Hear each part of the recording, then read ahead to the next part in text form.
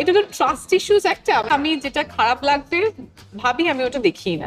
শাকিবকে নিয়ে এবার মুখ খুললেন প্রিয়তমা এবং বরবাদ সিনেমার অভিনেত্রী ইধিকা পাল।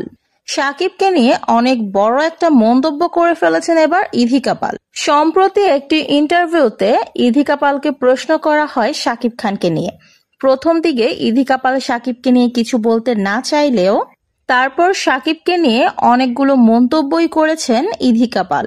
ইধিকা পাল বলেন, শাকিব খানের চরিত্র এমন জানলে আমি কখনোই তার সঙ্গে অভিনয় করতাম না।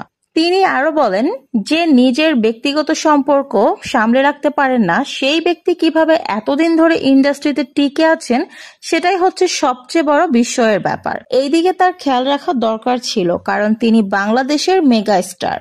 আর এখন তো শুধু তাকে বাংলাদেশের মেগাস্টার বলা যায় না, সে কিন্তু এক প্রকার গ্লোবাল মেগাস্টার হয়ে গেছে।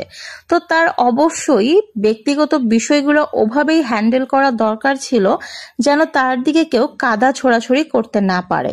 এখন তো এমন একটা অবস্থা হয়েছে যে তার সিনেমার চাইতে তার পার্সোনাল লাইফ নিয়ে বেশি চর্চা হচ্ছে। ইধিকা পাল আরো বলেন, একজন অভিনেতা বা অভিনেত্রীর কাজ নিয়ে আলোচনা সমালোচনা হওয়া উচিত, তার ব্যক্তিগত জীবন নিয়ে নয়।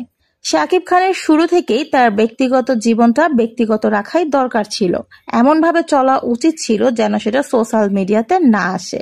আমি বলবো শাকিব খান এখানেই ভুল করে ফেলেছেন। তিনি যদি সামনের দিকে আর একটু সচেতন হয়ে থাকেন তাহলে হয়তো এই সমস্যা থেকে উনি পরিত্রাণ পেতে পারেন। এছাড়া সব দিকেই ওনাকে বেস্ট বেটার বলা যেতে পারে।